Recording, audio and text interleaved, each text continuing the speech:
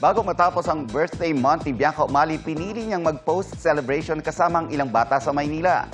Ang kanilang bonding, crafting, and reading. Narito ang aking chika.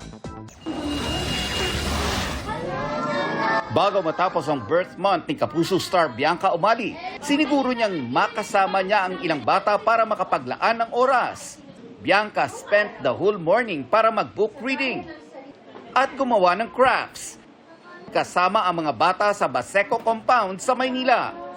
Isa po ito sa mga mahal kong ginagawa, and I think this year I feel very good, and I feel na ang purpose ko ngayong taon ay makatulong and to bring hope, joy, and justice to children, most especially. I'm happy. Malapit ang advocacy on children sa puso ni Bianca. Itinuturing raw ng Sangre Star na ate ng marami ang kanyang sarili. Paghihikayat pa ni Bianca, do good for a better world. Let's be with them, let's support them, and let's make them feel na may mga nagmamahal sa kanila. Hindi kawalan ng tumulong, hindi kawalan ng maging mabuting tao. Mas may balik na biyaya sa atin kapag nakapagpasaya tayo.